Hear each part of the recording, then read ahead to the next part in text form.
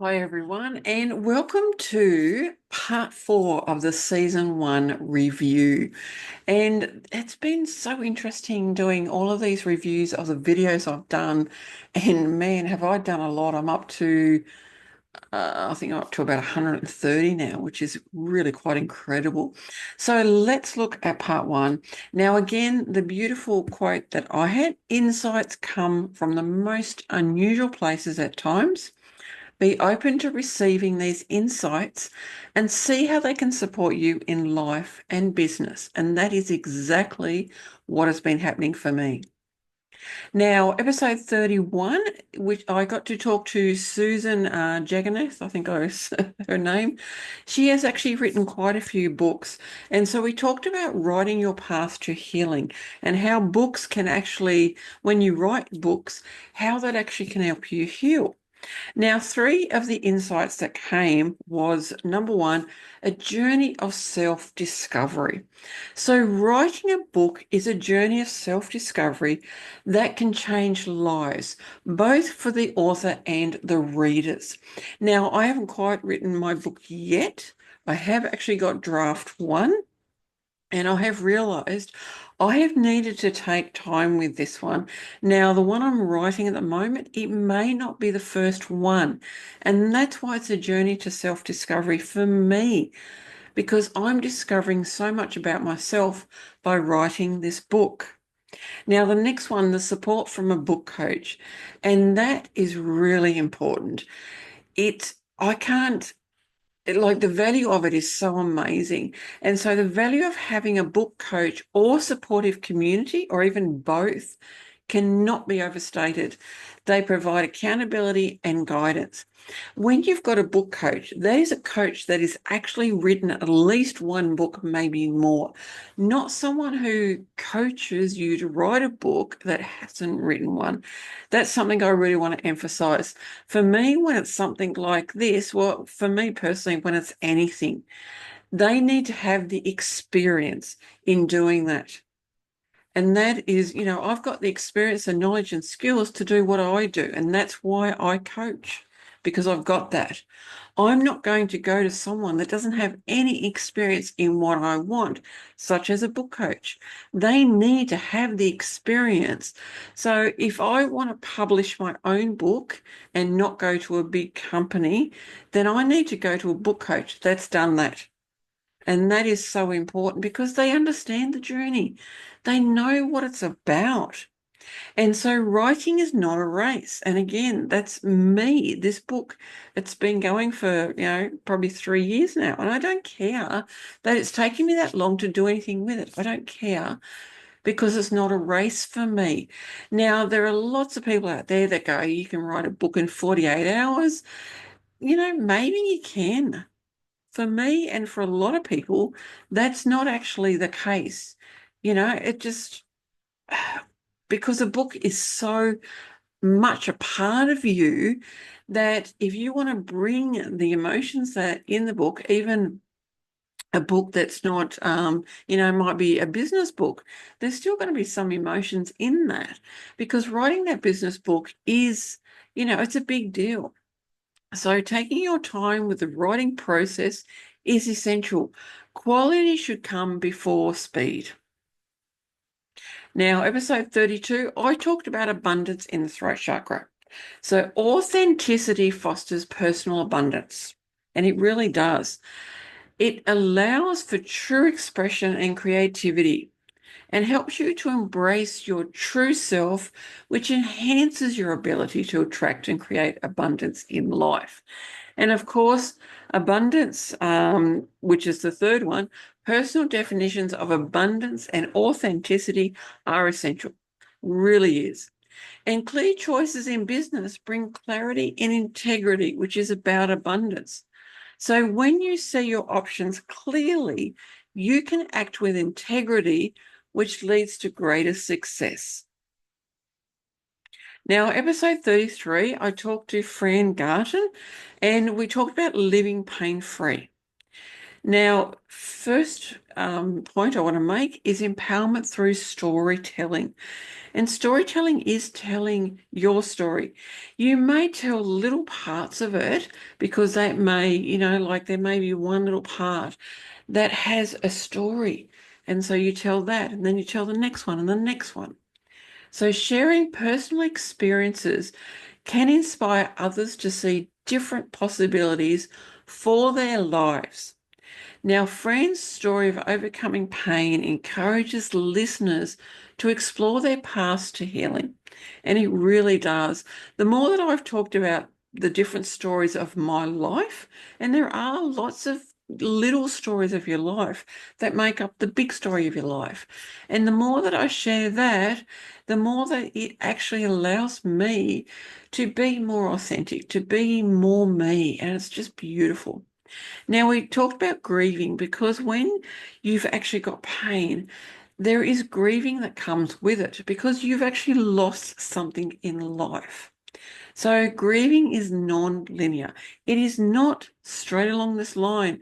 Like you may have heard of the parts of grief. It's called DABNA: denial, anger, bargaining, depression, and acceptance. Now, that is not the steps that you take. You can go back and forth between all of them, or you can go through all of them, boom, and you're done. It's non-linear. It's one of those things. So grief is not a straightforward process. It involves layers of emotions that can resurface. And so acknowledging this can help individuals navigate their emotional landscapes more effectively. Now, the third point was transformational perspectives. Reframing pain as a potential opportunity for self-care can shift how individuals approach their health and allowing them to take control rather than feeling victimized by their circumstances. Now, please understand, I am not saying that pain isn't, it's something that you can heal or whatever. Maybe it is. I'm not diminishing pain or any kind of illness or anything at all. It is an opportunity for self-care and reflecting on the lesson that the pain brings. Everything brings a lesson. And I've dealt with pain as well. There's been different forms of pain that I've had in my life, and it has allowed me to look at the lessons. It is something to just think about. Now, episode 34 was about communication in the throat chakra. Of course, if you've been following me for a while, you know that communication doesn't start in the throat chakra. It needs to start in the lower chakras, which are foundations. It then goes up through the heart, so it delivers love, and then it comes out through the throat chakra, hands, etc., from that space. So integrity in choices. Having clear boundaries allows for more decisive actions, which means that acting with integrity not only builds credibility, but also enhances self-respect and client relationships. And boundaries, you need to communicate the boundaries. It could be through voice, through written, whatever it is. Communicating those boundaries is essential. Now, embrace the uncertainty. You have no idea what can happen in life. Embrace it. And not needing all the answers open doors for collaboration and shared learning. Clients appreciate your vulnerability and expertise that recognizes their input. They have knowledge about themselves, not you. You don't have the knowledge about them. Now, awareness over answers. Recognizing limiting beliefs is often more impactful than dissecting every detail. Awareness can lead to meaningful change without getting bogged down in the specifics. Now, episode 35, I got to speak to the lovely Daphne Wells, and we talked about empowering businesswomen. The first one is embrace your journey. Our life experiences shape our past. Accepting them is key to growth and empowerment. Now, prioritize self-care. Taking time for oneself is essential for maintaining mental health and especially for business owners. For those of us that are in business by ourselves, and we may not have clients come to us, or we may not have a lot of clients, we have a lot of time for ourselves. That can affect our mental health. So make sure you take time for yourself to maintain that mental health that is good for you, the healthy mental health. Now, finding your rhythm. Understanding personal energy cycles can enhance productivity and creativity in business. We all have different energy cycles, and when you understand them, it can make a huge difference. For me, I know when working with clients is best. I know when if I need to take action on things, if I need to create content, I know when I work best for those because I know my cycles now. And I'm not talking about me, and my gender is a woman. I say I'm a woman. So I've finished my cycles. I finished all of that. I'm talking about energy cycles. Now, episode 36 was connection in the third eye chakra. Now, when you want to connect, it is a body connection first. So deepening the connection to your body allows for a greater understanding of emotions. And regular practice of this body connection can enhance emotional awareness and lead to healthier responses. Talking about emotional awareness, differentiating thoughts from love or fear is crucial. This awareness promotes emotional health and helps in making informed decisions. When you are more connected to your body, you can understand whether a thought has come from love or fear. It becomes quicker and quicker and quicker. You understand it more and more and more. And the more that you understand emotions and actually embrace those emotions, the easier it is to differentiate as well. Now, harnessing this third eye, utilizing insights from the third eye can guide decision making and strengthen intuition. And this connection can lead to impactful life choices. Now, in episode 37, I got to talk to Vanya Beric. I hope I said her name right. Empowering women to choose their futures. So, resilience through adversity. Now, Vanya's story emphasized the strength that is gained from overcoming hardship and inspiring others to pursue their dreams despite challenges. So please go and check that episode out. It was really good. Healing leads to freedom. Healing past traumas opens pathways to emotional freedom, allowing individuals to thrive and pursue their goals without the burden of unresolved pain. Now, empowerment through counseling, and that's what Vanya does. Counseling is a supportive conversation that empowers individuals to take charge of their lives and make informed decisions. And I'm an advocate for whatever works for you. You do what is right for you. Now, for me, I needed talk therapy first, and I had a psychologist, and I also did a diploma of counseling. I did that first, and now I've gone back to all the personal development, all the psychic stuff to now help me, and it made a difference. You may end up doing body work first.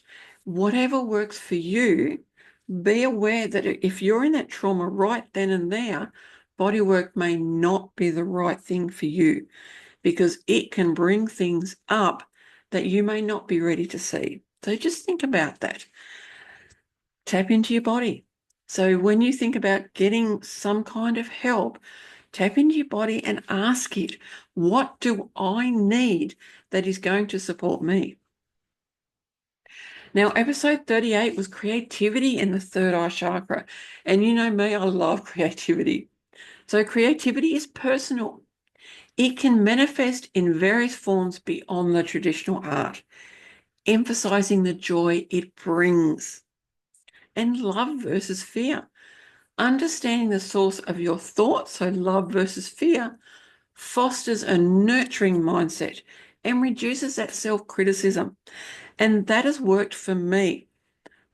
The more that I understand my thoughts, the more that the self-criticism has reduced, and I have less worry, and I have what's called a catastrophic mindset.